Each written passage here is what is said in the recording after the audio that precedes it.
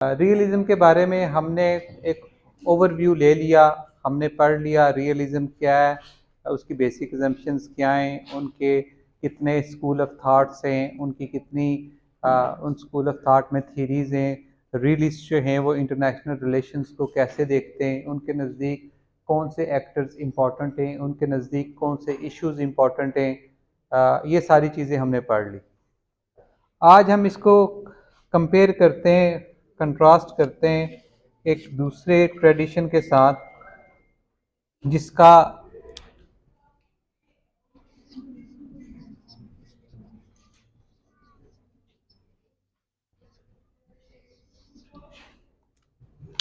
Liberalism.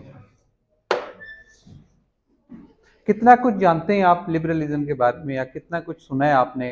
ये word कभी सुना हो, किस कॉन्टेक्स्ट में यूज़ होता है? कोई आपके आइडियाज़ हों? आज़ादी, एग्जैक्टली, इक्वालिटी,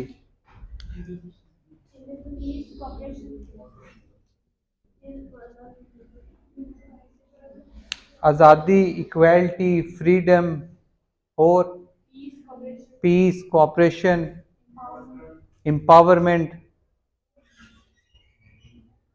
इन सारे कॉन्टेक्स्ट में यूज़ होता है। इवन इसकी कुछ जो है वो ऐसी कॉनोटेशंस भी हैं, ऐसे मतलब भी हैं जो डेरोगेटरी यूज़ होते हैं। किसी को आप ये कहते हैं ये तो बहुत लिबरल है, ठीक है। लेकिन जिस वक्त हम लिबरलिज्म को समझेंगे, उसकी ओरिजिन्स हम देखेंगे कि लिबरलिज्म ओरिजिनेट कहाँ से हुआ है, ठीक है। तो इसके बारे में जितनी भी मिथ्स हैं, मिसकंसेप्शंस हैं, वो लाइकली दूर हो जाएंगी, ठीक है। तो अनलाइक रियलिज्म कि जिसकी इतनी कोई स्ट्रॉन्ग फिलोसॉफिकल फाउंडेशंस नहीं है, बहुत दूर जाके हम जो है वो ग्रीक से एक फ़िलासफ़र उठा के लाए थे, और उसके बाद फिर हमने मेडिवल यूरोप से एक फ़िलासफ़र लिया था, और एक जो है वो कंटेम्प्रेरी को उठाया था। लिबरलिज्म जो है ये एक रिच ट्रेडिशन है, ठीक। अगर कोई एक थॉट इस वक्त दुनिया में सबसे ज़्यादा रिच फिलोसॉफिकल फाउंडेशंस रखती है तो वो लिबरलिज्म है, ठीक। और लिबरलिज्म कोई इंटरनेशनल रिलेशंस का पर्सपेक्टिव नहीं है अकेला। लिबरलिज्म एक broad social, political, economic theory है जिसको आप मुख्तलिफ फील्ड्स में अप्लाई करते हो। ये पॉलिटिक्स में भी अप्लाई होती है, ये इकोनॉमिक्स में भी अप्लाई होती है, और ये इंटरनेशनल रिलेशंस में भी अप्लाई होती है। तो रियलिज्म एक तरह से एक्सक्लूसिवली इंटरनेशनल रिलेशंस का ही पर्सपेक्टिव है, ठीक है। वो इंटरनेशनल रिलेशंस के अलावा डोमेस्टिक पॉलिटिक्स में इतना यूज़ नहीं होता, इतना अप्लाई नहीं होता। वो फॉरेन पॉलिसी, इंटरनेशनल रिलेशंस का एक एक्सक्लूसिव पर्सपेक्टिव है।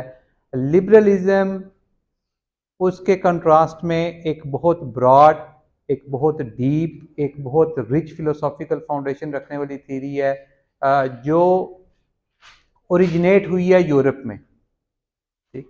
और अगर हम इसका बैकग्राउंड समझें कि किस कॉन्टेक्स्ट में ओरिजिनेट हुई है, तो वो कॉन्टेक्स्ट था मेडिवल यूरोप का, ठीक, फ्यूडल यूरोप का, ठीक। ये 9th से ऑलमोस्ट 15th सेंचुरी, ये जो पीरियड है 400-500 साल का, जिसको यूरोप की डार्क एजेस भी कहते हैं, ये वो पीरियड है यूरोप का जिसमें यूरोप में फ्यूडल लॉर्ड्स होते थे, ठीक है, जिसमें किंग्स होते थे, किंग्स के नीचे लॉर्ड्स होते थे, लॉर्ड्स के नीचे नाइट्स होते थे। अगर आपने एवोल्यूशन ऑफ स्टेट में इसको थोड़ा सा टच किया हो कि स्टेट जो अथॉरिटी है वो इवॉल्व कैसे हुई है, ठीक है, तो वहाँ पे इस चीज़ को थोड़ा डिटेल में आपने पढ़ा होगा।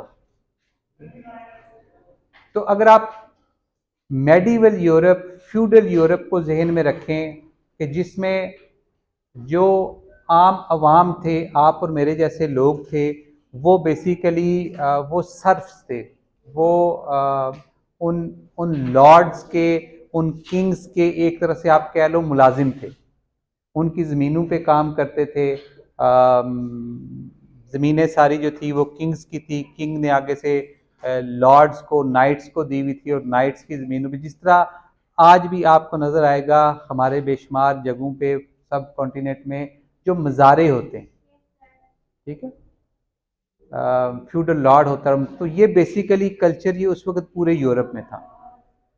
और उस कॉन्टेक्स्ट में जहाँ पे इंडिविजुअल की कोई आज़ादी नहीं थी, इंडिविजुअल का कोई राइट नहीं था, ठीक है, इंडिविजुअल के राइट उतने ही थे जितने उस इलाके के लॉर्ड ने उसको दिए हुए थे, ठीक। इवन इंडिविजुअल्स उस दौर में ब्राइट कलर्स भी नहीं पहन सकते थे, उनके लिए सिर्फ डल ग्रे और ब्लैक कलर्स थे, ताकि दूर से कोई जा रहा हो बंदा तो पता चले कि ये लॉर्ड है या ये सर्फ है, ये मुलाजिम है या ये मज़ारा है या ये कोई ज़मींदार है। तो एक ऐसे माशरे में जहाँ पे आपके कोई राइट्स नहीं है, आपकी कोई लिबर्टीज़ नहीं है, आप अपनी पसंद से इवन अपनी पसंद की रंग का कपड़ा भी नहीं पहन सकते, आप अपने लॉर्ड की मर्ज़ी के बगैर कोई काम नहीं कर सकते। उस कॉन्टेक्स्ट में, उस माशरे में जो लिबरल थाट है ये इमर्ज हुई है, और इसीलिए इसको लिबरलिज्म, यानी इसका नाम जो है लिबरल मतलब फ्री, फ्रीडम, ये उस दौर में उन लोगों ने, उन स्कॉलर्स ने, उन फिलोसफर्स ने ये फ्रीडम हासिल करने की, राइट्स हासिल करने की, इक्वालिटी हासिल करने की, जितने भी आपने भी टर्म्स यूज़ किए हैं, ठीक है। फ्रीडम किस से? फ्रीडम उस कंडीशन से जो यूरोप में उस वक्त थी, फ्रीडम उन उन लॉज से जो उनके ऊपर इम्पोज किए जाते थे, ठीक है। और फ्रीडम किस चीज़ का? कि आपके पास अपनी लाइफ में अपनी अपॉर्चुनिटीज़ जो है उनको गेन करने को, उनको परसू करने की आपके पास फ्रीडम हो।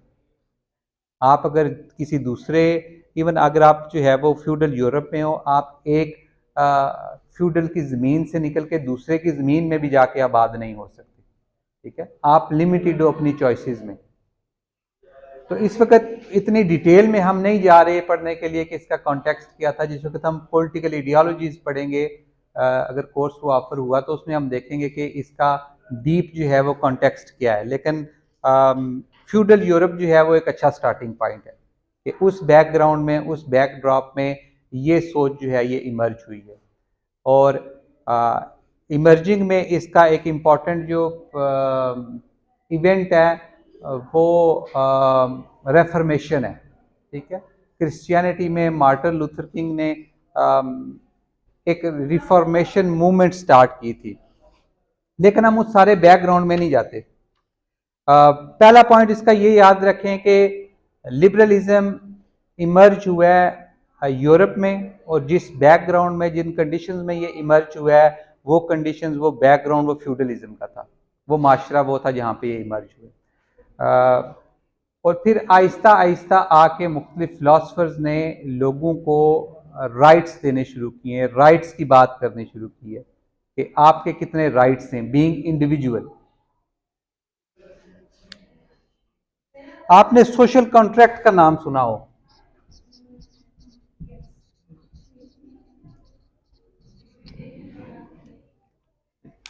ये लिबरल पॉलिटिकल थॉट का एक तरह से स्टार्टिंग पॉइंट है, जहां से आपको और मुझे राइट्स मिलना स्टार्ट होते हैं, या हमारे राइट्स की बात होना, हमारे से मतलब इंडिविजुअल्स के राइट्स की बात स्टार्ट होना शुरू होती है। वो स्टार्टिंग पॉइंट जो है वो है social contract. Social contract theory, और इसका सबसे पहला जो फिलोसफर सोशल कॉन्ट्रैक्ट का हमारा है वो है थॉमस हॉब्स।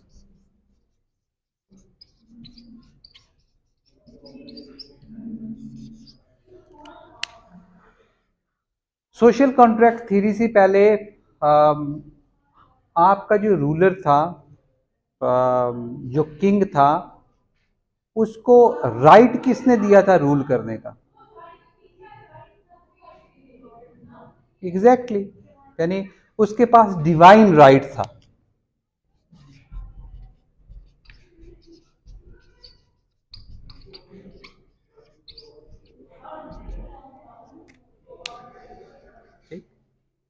किंग के पास डिवाइन राइट था, उसको पोप अपॉइंट करता था या पोप इंडोर्स करता था। किंग का मतलब है आपकी पॉलिटिकल पावर, आपकी पॉलिटिकल अथॉरिटी, यानी आपकी सोसाइटी में जो पॉलिटिकल, जो अल्टीमेट पॉलिटिकल अथॉरिटी है, जो किंग है, उसको अपॉइंट किसने करना है? उसको अपॉइंट गॉड ने करना है, ठीक है। और गॉड ने कैसे अपॉइंट करना है हमें नहीं पता, शायद गॉड ने पोप को बताया था, पोप को पता है, पोप ने आके उसे इंडोर्स किया है, और ये सिलसिला काफ़ी अरसे से ऐसे ही चला आ रहा है, ठीक है। कि किंग है, किंग को अपॉइंट पोप ने किया हुआ है, किंग के नीचे फिर जो स्ट्रक्चर बना हुआ है, किंग के नीचे अपने लॉर्ड्स हैं जो उस किंग को सपोर्ट करते हैं, उन लॉर्ड्स के नीचे अपने नाइट्स हैं। नाइट्स हम उन वॉरियर्स को कहते थे जो उनके लिए जंगें लड़ते थे, ठीक है।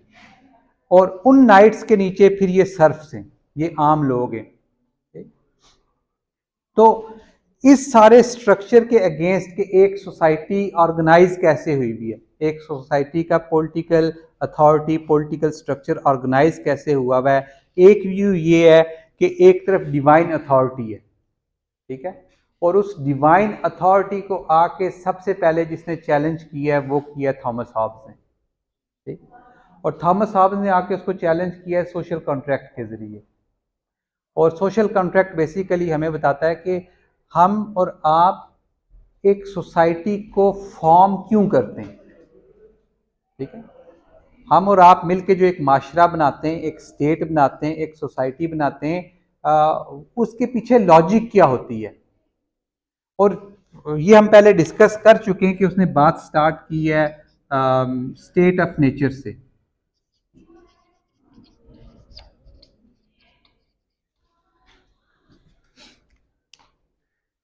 कि आप इमेजिन करें कि एक ऐसी स्टेट है जिसमें कोई हायर अथॉरिटी नहीं है, ठीक है। ये रियलिज्म में हमने डिस्कस किया था। और उस हायर अथॉरिटी की एब्सेंस में जितने भी लोग हैं माशरे में रह रहे हैं, वो ज़ाहिर बात है जो रिसोर्सेज हैं माशरे के, कोई पानी होगा, कोई ज़मीन होगी, कोई दरख्त होंगे, कोई और रिसोर्सेज होंगे, उन पे किसका इख्तियार है, वो किसके, अथॉरिटी किसकी है। तो जो माशरा जिसमें स्टेट ऑफ नेचर में जो माइट होगा वही राइट होगा, ठीक है। तो थॉमस हॉब्स ने कहा कि इस स्टेट ऑफ नेचर से हमें निकलने के लिए एक सोशल कॉन्ट्रैक्ट की ज़रूरत है, ठीक है। कि हम एक ऐसी स्टेट ऑफ नेचर में रह रहे हैं जहाँ पे हमारी लाइव्स जो है वो महफूज नहीं है, हमारी प्रॉपर्टी जो है वो महफूज नहीं है, हम कांस्टेंट फियर में, कांस्टेंट वॉर में रह रहे हैं। तो उस वॉर से निकलने का तरीका ये है कि जितने भी लोग स्टेट ऑफ नेचर में रह रहे हैं वो एक सोशल कॉन्ट्रैक्ट साइन कर लें। और वो सोशल कॉन्ट्रैक्ट क्या है? वो सोशल कॉन्ट्रैक्ट ये है कि हम ये सारी अथॉरिटी, पॉलिटिकल अथॉरिटी, हम किसी एक किंग को, किसी एक टॉप अथॉरिटी को डेलीगेट कर देते हैं, ठीक है। और उस टॉप अथॉरिटी को आप किंग हैं, उसने उसका नाम कहा लेविएथन, ठीक। लेविएथन बेसिकली एक बाइबल में, बिब्लिकल स्टोरीज में, टेल्स में एक मॉन्स्टर का नाम है, ठीक है। तो इम्प्लाई वो ये करना चाह रहा था कि ये हम जिस वक्त सारी अथॉरिटी एक इंस्टीट्यूशन में, एक इंडिविजुअल में वेस्ट कर देते हैं, है ये बुरी चीज़, है ये मॉन्स्टर ही, लेकिन अल्टीमेटली वो मॉन्स्टर जो है वो हमें इस स्टेट ऑफ नेचर से प्रोटेक्ट करेगा, ठीक है। आपने भी अपनी अथॉरिटी उसको दे दी, किंग को दे दी, मैंने भी अपनी अथॉरिटी किंग को दे दी। किंग ने रिटर्न में हमें क्या देना है? सिर्फ हमें श्योरिटी देनी है हमारी लाइफ की। तो आप एक स्टेट ऑफ नेचर से निकल के आप एक सोशल कॉन्ट्रैक्ट में आके बंध गए हो। यानी ये स्टार्टिंग पॉइंट है हमारी स्टेट का, कि हमने स्टेट क्यों वजूद में लाई है, क्योंकि हम स्टेट ऑफ नेचर में एक दूसरे से डरते थे, हमें एक दूसरे से डर लगता था। और उस स्टेट ऑफ नेचर से निकलने के लिए हमने ये सोशल कॉन्ट्रैक्ट साइन किया, और हमने सारी अथॉरिटी जो है वो एक लेविएथन को, एक किंग को हमने दे दी। किंग के पास अब सब अथॉरिटी है। इसका मतलब है कि अब हम स्टेट ऑफ नेचर में नहीं रह रहे, एक एनार्की में नहीं रह रहे, एक ऐसे माशरे में रह रहे हैं जिसमें किसी के पास कोई अल्टीमेट अथॉरिटी मौजूद है, और वो अल्टीमेट अथॉरिटी क्या इंश्योर करती है, हमें क्या रिटर्न में देती है जब हम उसे अपनी सारी पावर्स देते हैं, राइट्स देते हैं, वो हमें राइट टू लाइफ देती है बस। ठीक है, कि हमें जीने का हक है, और इसी चीज़ को वो इंश्योर करेगी और इसी का ऑर्डर जो है वो बरकरार रखेगी। तो एक तरह से थॉमस हॉब्स ने जो किंगशिप का इंस्टीट्यूशन था उसको इंडोर्स किया। ठीक है, हमें एक रैशनल दिया उसको समझने के लिए कि हमारे लिए किंग क्यों ज़रूरी है, हमारे लिए पॉलिटिकल अथॉरिटी क्यों ज़रूरी है। ठीक है, एक तरफ उसने उसको लेजिटिमाइज किया, और दूसरी तरफ उसके नीचे से अगर आप गौर करें तो ये वाली जो बेस थी ये ख़त्म कर दी। है वो किंग ही है, वो हमारे लिए ज़रूरी है, लेकिन वो कोई डिवाइन राइट से नहीं आया हुआ, उसको सोशल कॉन्ट्रैक्ट से मैंने और आपने बनाया है। ठीक है, अब पावर मेरे और आपके पास है। ठीक है, यहां तक हमारे पास कोई राइट नहीं था।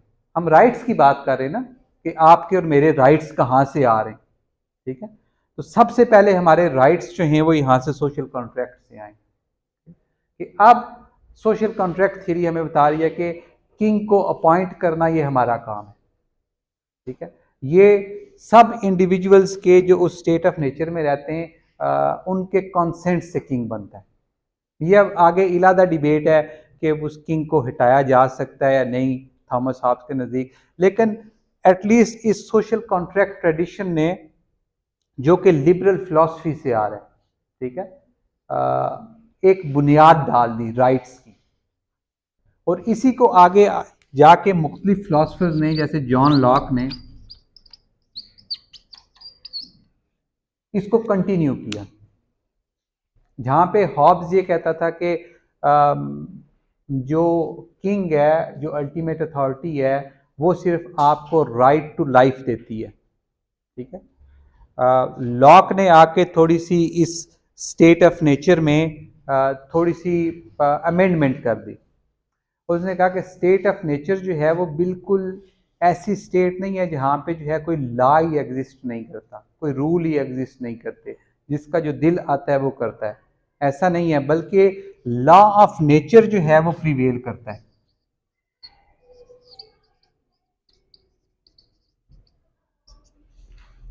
लॉ ऑफ नेचर क्या था उसके नज़दीक, कि हमारे पास जो है वो प्रॉपर्टी का, लिबर्टी का, लाइफ का राइट है, ये हम रिकग्नाइज करते हैं, ये हम रिस्पेक्ट करते हैं। ठीक, थोड़ी इनकन्वीनियंसेस हैं स्टेट ऑफ नेचर में, और उन इनकन्वीनियंसेस को दूर करने के लिए हमें जो है वो एक अथॉरिटी की ज़रूरत है। ठीक, लेकिन उस अथॉरिटी को हम कभी भी चैलेंज कर सकते हैं।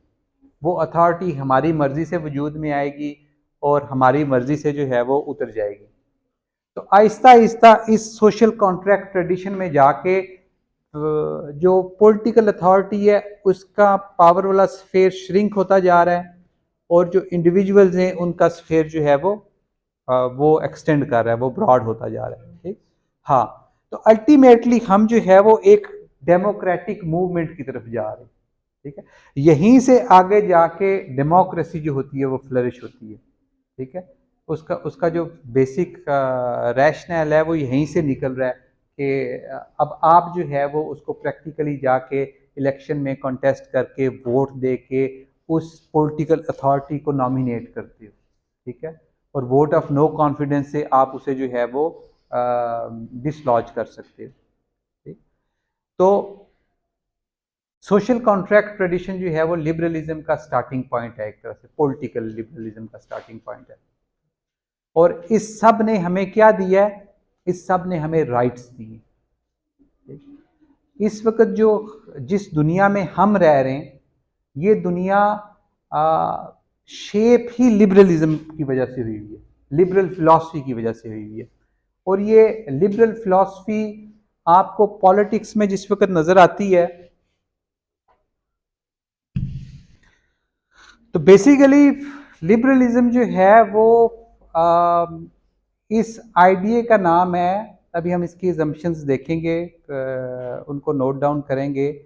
जिस कॉन्टेक्स्ट में ये इमर्ज हुई है कि इंडिविजुअल के पास राइट्स होने चाहिए, ऐसा ही है ना कि इंडिविजुअल के पास राइट्स होने चाहिए, वो अपनी जिंदगियां जैसे मर्जी गुजारें।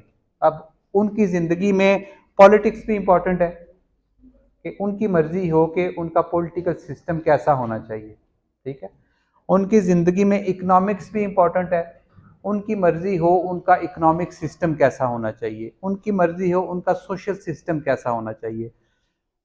जिस वक्त ये लिबरल थॉट पॉलिटिक्स में आई है, पॉलिटिकल फिलॉसफी में आई है, इसका अल्टीमेट जो हमें फ्रूट मिला है वो मिला है डेमोक्रेसी की सूरत में, ठीक है, डेमोक्रेटिक स्टेट की सूरत में। जिस वक्त ये लिबरल थॉट ये इकोनॉमिक्स में आई है, ठीक है, और ये पैरेलल सारी चीज़ें चल रही हैं, ऐसा नहीं है कि पहले 100 साल ये पॉलिटिक्स में आई है उसके बाद ये इकोनॉमिक्स, ये सारी डेवलपमेंट्स जो है ये पैरेलल हो रही हैं। जिस वक्त ये थॉट इकोनॉमिक्स में आई है तो आपने शायद नाम सुना हो, पढ़ा हो मर्केंटलिज्म का, मर्केंटलिज्म, ठीक है। मर्केंटलिज्म वो इकोनॉमिक फिलॉसफी थी जो लिबरल इकोनॉमिक्स के आने से पहले एग्जिस्ट करती थी। और मर्केंटलिज्म बेसिकली क्या था कि जितनी भी इकोनॉमिक एक्टिविटी है वो स्टेट के थ्रू जनरेट होती है, ठीक है। आपने शायद सुना हो या पढ़ा हो आपने हिस्ट्री में कि जिस वक्त कोई भी एक्सपीडिशन आता था ट्रेड का, ठीक है, ये अपने अपने किंग से क्वीन से चार्टर लेके आते थे। जो हमारी इवन जो सब कॉन्टिनेंट में सबसे पहले ईस्ट इंडिया कंपनी आई थी, ये भी एक चार्टर कंपनी थी। चार्टर कंपनी का मतलब ये था कि इसको अथॉरिटी या ऑथोराइज या इसकी इजाज़त जो है वो वहाँ के किंग ने दी है इसे, ठीक है। तो इंग्लैंड के या फ्रांस के या उस वक्त के नीदरलैंड के या स्पेन के या जो कोई भी उनके थे किंग क्वीन, जो कोई भी इकोनॉमिक एक्टिविटीज़ होती थी, ठीक है, वो सारी ऑथराइज होती थी, स्टेट उसको ऑथराइज करती थी, ठीक है। और मर्केंटलिज्म का या इकोनॉमिक एक्टिविटी का मकसद ये होता था कि इसका फायदा स्टेट को हो। और जिस वक्त ये लिबरल थॉट इकोनॉमिक्स में आई है, इसने आके फिर फ्री मार्केट हमें इंट्रोड्यूस करवाई है, ठीक है, कि फ्री मार्केट के बेनिफिट्स क्या होते हैं। जो मर्केंटलिज्म का व्यू था ना इकोनॉमिक्स का दुनिया का, वो एक फिक्स्ड व्यू था कि जैसे दुनिया में 100 ग्राम जो है वो गोल्ड एग्जिस्ट कर रहा है, लेट से, या 1000 ग्राम गोल्ड एग्जिस्ट कर रहा है। तो जितनी भी इकोनॉमिक एक्टिविटी हो रही है, एक कंट्री अगर कुछ गेन कर रही है तो पीछे दूसरी कंट्री के लिए बहुत कम रह गया है, ठीक है। एक लिमिटेड स्टॉक है जिसमें से आपने अपना फायदा जो है वो एक्सट्रैक्ट करना है, ठीक। तो जो लिबरल इकोनॉमिक्स है, जो फ्री मार्केट है, उसने हमें आके बताया कि इकोनॉमिक एक्टिविटी जो होती है ये जीरो सम गेम नहीं होती। ऐसा नहीं होता कि इसमें जो एक स्टेट पार्टिसिपेट कर रही है उसका फायदा हो रहा है तो लाजमी दूसरी स्टेट का नुकसान होगा। ये एक ऐसी गेम है जिससे दोनों जो पार्टिसिपेंट्स हैं या जितने भी पार्टिसिपेंट्स हैं वो इससे बेनिफिट हासिल कर सकते हैं, ठीक है। आप अभी जाते हैं, आप अपनी मर्जी से मार्केट में अपनी चीज़ें सेल करते हैं, अपनी मर्जी से उनको अपनी जितनी आप चाहते हैं उस कीमत पे उसको सेल करते हैं, ठीक है। फ्री मार्केट इसी चीज़ का नाम है। हमारी जो करेंसी आजकल जो फ्लक्चुएट हो रही है वो इसीलिए हो रही है कि फ्री मार्केट उसकी वैल्यू डिटरमिन कर रही है। कुछ अरसे तक हमने उसको आर्टिफिशियली स्टेट ने उसकी वैल्यू डिटरमिन करने की कोशिश की, ठीक। लेकिन फ्री मार्केट का कंसेप्ट यही है कि आपने मार्केट फोर्सेस को, यानी जो भी चीज़ प्रोड्यूस हो रही है आपकी कंट्री में डोमेस्टिकली या इंटरनेशनली, उसकी कीमत मार्केट के कंज्यूमर तय करेंगे, ठीक है। कंज्यूमर जितना विलिंग है पे करने के लिए, कंज्यूमर विलिंग है आईफोन का $1000 पे करने के लिए, किसी गवर्नमेंट को कोई एतराज़ नहीं होना चाहिए। कंज्यूमर के पास पैसे हैं, कंज्यूमर पे करेगा, ठीक है। गवर्नमेंट ने किसी भी चीज़ की कीमत जो है वो आर्टिफिशियली नहीं वो करनी, प्रिपेयर करनी, ठीक है। तो मार्केट फोर्सेस जो हैं उनने डिटरमिन करना है कि क्या जो थॉट आप यहाँ पे लेके आए थे पॉलिटिक्स में, ठीक है, कि इंडिविजुअल को राइट दो, इंडिविजुअल अपने लिए जो चीज बेहतर समझेगा जिस बंदे को, उसको वो वोट देगा, ठीक है। वही चीज आप यहाँ पे फ्री मार्केट में लेके आए हो, ठीक है, कि मार्केट में जारी बात है इंडिविजुअल बैठे हुए, तो जितने इंडिविजुअल्स जो है जिस चीज को सही समझते हैं वो चीज जो है वो प्रिवेल करेगी। ये आज पॉलिटिक्स में ये डेमोक्रेसी रूल ऑफ लॉ की सूरत में हमारे सामने है, लिबरलिज्म इकोनॉमिक्स में आज कैपिटलिज्म की सूरत में हमारे सामने है, फ्री मार्केट की सूरत में हमारे सामने है, और यही थॉट अल्टीमेटली आके फिर प्रिवेल करती है आईआर में, ठीक। तो आईआर के लिए कोई इलादा से थ्योरी नहीं है, वही अजम्पशंस जो अभी हम देखेंगे लिबरलिज्म की हैं, ठीक, वही अजम्पशंस वो आके फिर आईआर में स्टेट्स पे, इंटरनेशनल सिस्टम पे अप्लाई करने की कोशिश करेंगे।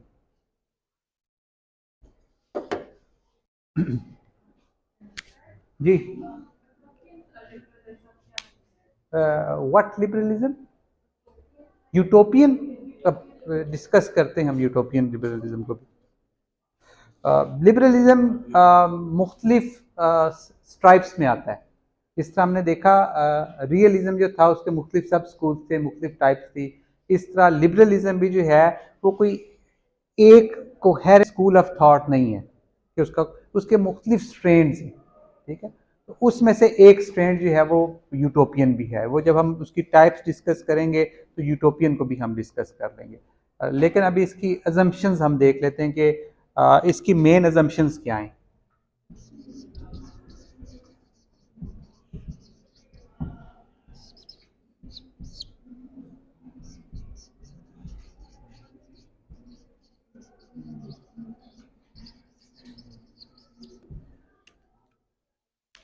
सबसे पहला कंट्रास्ट, ठीक, आपकी जो रियलिज्म था उसका स्टार्टिंग पॉइंट ये था कि ह्यूमन नेचर जो होती है वो इवल होती है, ठीक है।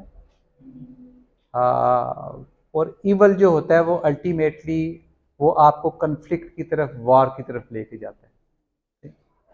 तो लिबरलिज्म का स्टार्टिंग पॉइंट ये है कि लिबरलिज्म को आप पे और मेरे पे एतबार है, कॉन्फिडेंस है, ठीक है, फेथ है हमारे पे कि हम इनहेरेंटली बुरे नहीं हैं, ठीक है। ह्यूमन नेचर जो है वो गुड है, और गुड के साथ इसके ना सिर्फ गुड है,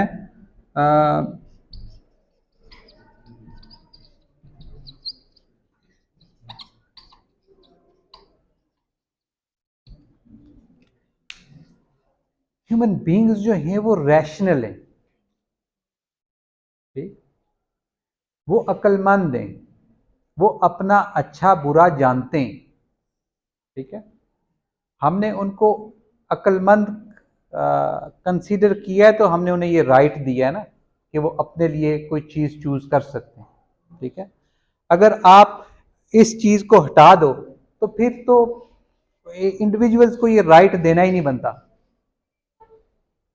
किसी बेवकूफ़ को आप क्यों राइट दोगे, ठीक है।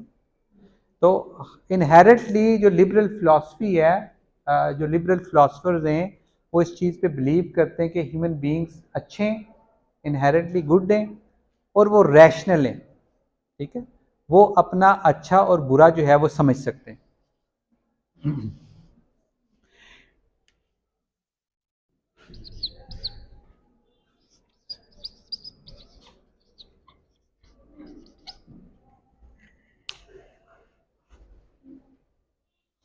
यानी इसका अल्टीमेट रिजल्ट यही निकलना चाहिए, कन्फ्लिक्ट नहीं, कोऑपरेशन, ठीक है। ह्यूमन बीइंग्स केपेबल हैं कोऑपरेशन के, वो कोऑपरेशन करते हैं, ठीक है, और क्योंकि वो गुड है और क्योंकि वो रैशनल है, उनको पता है कि कोऑपरेशन अच्छी चीज है, ठीक है। इसका ये मतलब नहीं है कि वो उनमें सेल्फ इंटरेस्ट नहीं है, ठीक है। हर जो इंडिविजुअल है उसका अपना पर्सनल इंटरेस्ट भी है, ठीक है, वो एग्जिस्ट करता है, लेकिन क्योंकि वो रैशनल है, ठीक है, वो कलेक्टिव गुड के लिए, बड़े गुड के लिए अपना सेल्फ इंटरेस्ट जो है वो पीछे कर सकता है। ठीक है।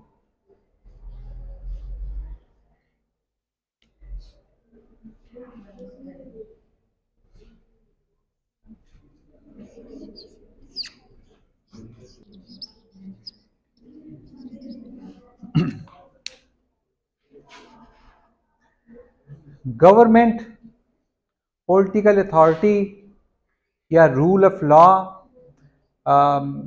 या लेविएथन या जो कोई भी है, वो नेसेसरी है, वो ज़रूरी है एक माशरे को कायम रखने के लिए। ठीक है। लेकिन वो पावर एक जगह पे कंसंट्रेट नहीं होनी चाहिए। जिस तरह हॉब्स ने सारी पावर उठा के एक ही किंग को दे दी थी, वैसे नहीं होना चाहिए। ठीक है। और आजकल के हम सोसाइटीज़ में देखते हैं कि पावर जो होती है वो डिस्पर्स होती है। ठीक है, डिसेंट्रलाइज होती है। पावर जो होती है वो डिवाइड हुई होती है मुख्तलिफ इंस्टीट्यूशंस में, गवर्नमेंट के ऑर्गेनाइजेशंस में। किसी एक इंडिविजुअल या इंस्टीट्यूशन के पास पावर नहीं होती। इसलिए हमारे पास जुडिशरी होती है, एग्जेक्टिव होती है और बाकी ब्रांचेज होती हैं हमारे पास। ठीक है। स्पेशली यूएस में जो मुख्तलिफ चेक एंड बैलेंसेस रखे जाते हैं। ठीक है। वो इसीलिए कि गवर्नमेंट, पॉलिटिकल अथॉरिटी, पावर अच्छी चीज़ है। आपको माशरा कायम करने के लिए कोई ना कोई अथॉरिटी एक्सेप्ट करनी पड़ती है। ठीक है। लेकिन वो अथॉरिटी, वो पावर, वो कभी भी एक जगह पे कंसंट्रेट नहीं होनी चाहिए। ठीक है। वो अथॉरिटी डेमोक्रेटिकली डिस्पर्स होनी चाहिए। एक जगह पे जिस तरह डिक्टेटर्स होते हैं, अथॉरिटेरियन रजीम्स होती हैं, वैसा नहीं होना चाहिए।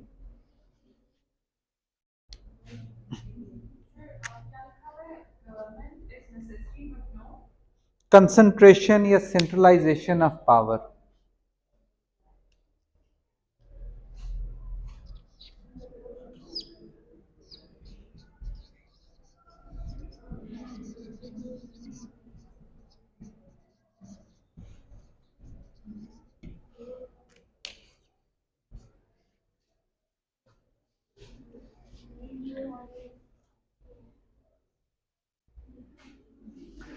इंडिविजुअल, लिबरलिज्म का फोकस हमेशा इंडिविजुअल होता है। कोई ग्रुप नहीं होता, कोई स्टेट नहीं होती। लिबरलिज्म अगर, यानी कोई भी आइडियोलॉजी, कोई भी प्रैक्टिस अगर इंडिविजुअल के राइट्स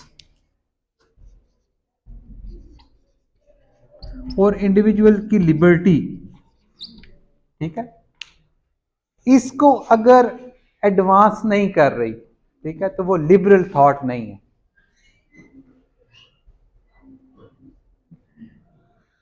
इसका ये मतलब भी है, अगर आप इसको कंट्रास्ट करें रियलिज्म से, कि इंडिविजुअल के पास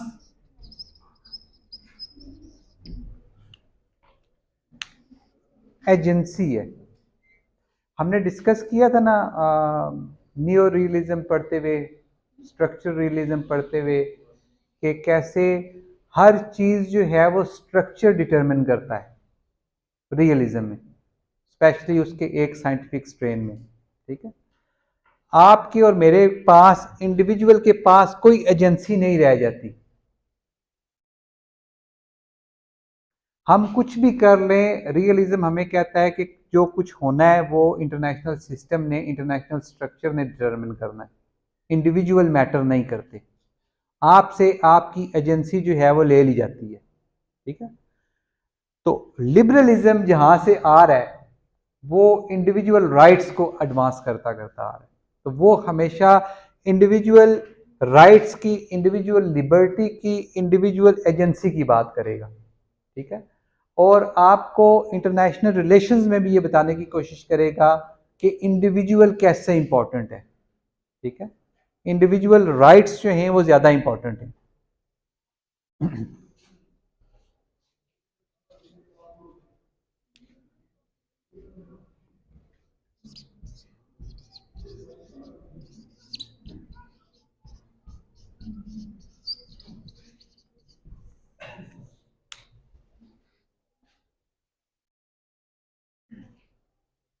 बिलीफ इन प्रोग्रेस।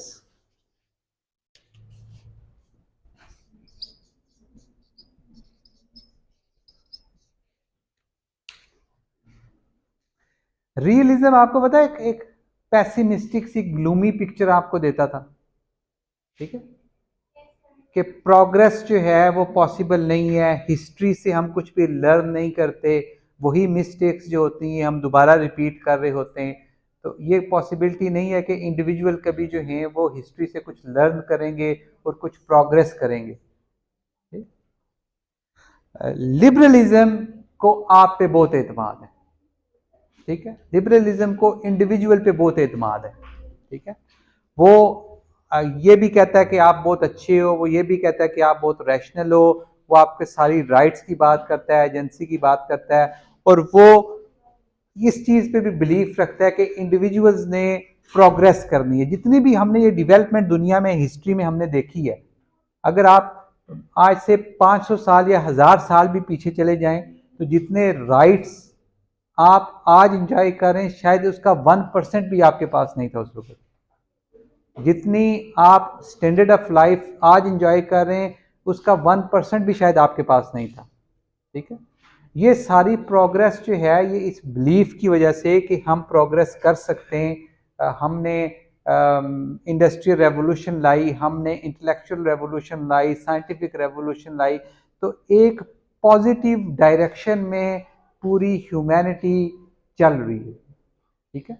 जहाँ पे हमने इतनी सारी चीज़ों पे काबू पा लिया, पहले हमारे पास इतने सारे डिजीज़ थे, ठीक है, मेडिकल साइंस ने तरक्की की, एडवांसमेंट की, अब हम जो है अल्हम्दुलिल्लाह इतनी ज़्यादा बीमारियों से पुराना आप 100 साल 200 साल 300 साल पहले का मोर्टेलिटी रेट उठा के देख लें, ठीक है, कि कितने % बच्चे ज़िंदा रहते थे, कितनी % माएँ ज़िंदा रहती थी, लोगों की एवरेज एज क्या थी, शायद वो 40 भी नहीं थी, ठीक है। आज आपको लोगों की एवरेज एज जो है वो अच्छे डेवलप मुल्कों में 80-90 तक मिलेगी, पाकिस्तान में इवन 60-70 तक मिलेगी, ठीक है। तो बेशुमार चीज़ों पे हमने जो है वो काबू पा लिया, प्रोग्रेस की है। जहाँ पे इतनी ज़्यादा फील्ड्स में हमने प्रोग्रेस की है, पॉलिटिकली हमने इतने अच्छे इंस्टीट्यूशन और इतनी अच्छी सोसाइटीज़ बना ली हैं, वहाँ पे हमारी ये भी बिलीफ है कि एक दिन जो है ये जो वॉर है, कन्फ्लिक्ट है, ये चीज़ें ये भी रिजॉल्व होंगी, ठीक है।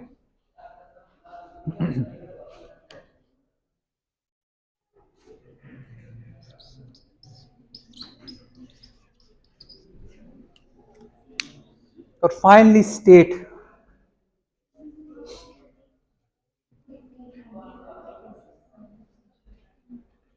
रियलिस्ट क्या कहते थे, स्टेट क्या है?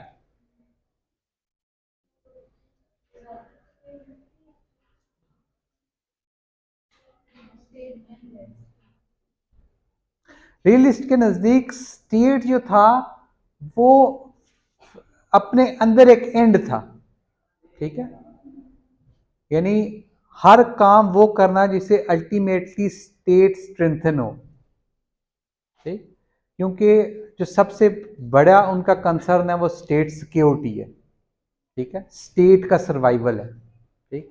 स्टेट एक ऐसी चीज है, एक ऐसी मशीन है जहां पे सारी पावर कंसंट्रेट हुई होती है, ठीक है, और मिलिटरीली वो पावर स्टेट यूज करती है। यहां पे स्टेट का जो कंसेप्ट है वो कंसंट्रेशन ऑफ पावर नहीं है, बल्कि एक कॉन्स्टिट्यूशनल स्टेट है, ठीक। कॉन्स्टिट्यूशनल स्टेट का मतलब है कि वो स्टेट जिसमें आपके राइट्स भी हैं, जिसमें आपकी लिबर्टी भी है, ठीक है। स्टेट सिर्फ एक वार मशीन नहीं है जिसने उठ के दूसरी स्टेट के साथ सिर्फ जो है वो जंग करनी है। स्टेट ने आपकी और मेरी वेलफेयर का भी ख्याल करना है, ठीक है। यहां से हमारी डिस्कशन जो है वो सर्वाइवल से वेलफेयर की तरफ आ जाती है, ठीक है, कि इंटरनेशनल रिलेशन स्टेट जो है वो सिर्फ सर्वाइवल के लिए ज़रूरी नहीं है, बल्कि स्टेट्स के अंदर जो इंडिविजुअल्स रहते हैं उनकी वेलफेयर का क्या है। यानी लिबरलिज्म में एंड जो है वो इंडिविजुअल है, हर चीज़ इंडिविजुअल को बेनिफिट देनी चाहिए, ठीक है, इंडिविजुअल का प्रोग्रेस होना चाहिए, उसकी लिबर्टी होनी चाहिए, उसकी प्रॉस्पेरिटी होनी चाहिए। और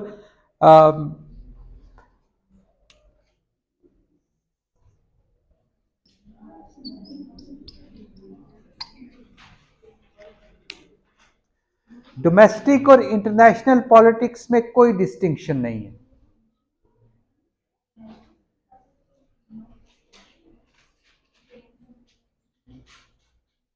no distinction between domestic and international politics. Mostly liberals जो हैं वो इस डिस्टिंक्शन को नहीं मानते।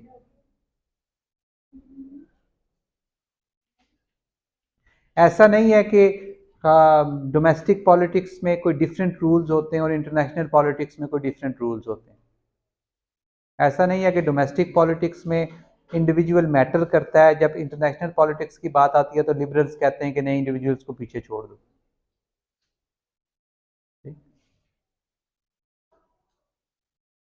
तो ये कुछ अजम्पशंस हैं लिबरलिज्म की।